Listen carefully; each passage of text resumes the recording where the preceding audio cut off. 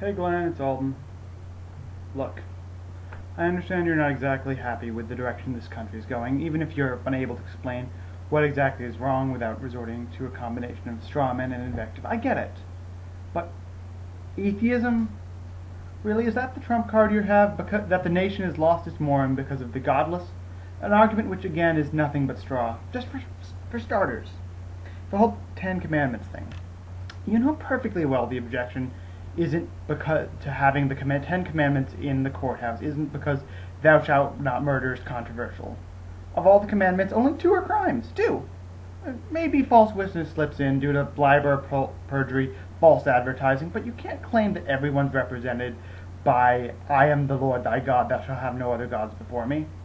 And I'm not going to dignify your other 2 thoughts except to say that the only objections to school prayer is mandatory or teacher-led prayer, because teacher-led prayer seems official, and that there are no legal objections to Christmas Carol. That's an urban legend. We're not the enemy, Glenn.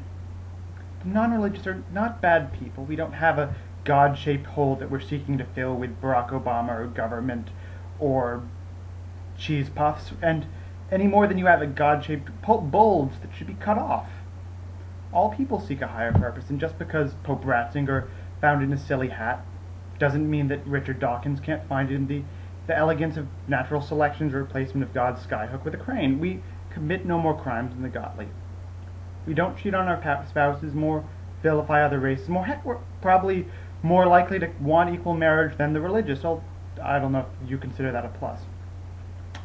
So don't blame us for whatever you see is happening to the country, unless it's just our existence that worries you. We didn't cause Bush's deficit. We didn't invade Iraq. We didn't inflate the bubble or burst it, or no more than anyone else did. In the book of Jonah, God didn't destroy Nineveh because the God in the book of Jonah is an all-loving God. If your God, Glenn, if he's going to destroy America, fine.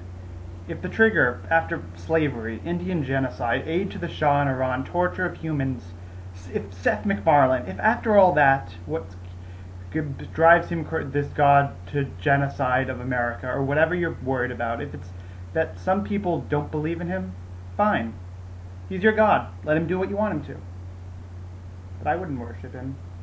I wouldn't worship that God, even if I believed he existed, even if he started dancing around with a tutu promising his heaven had a 2nd season of Firefly that only the elect could watch. Anyway, you stay classy, Glenn.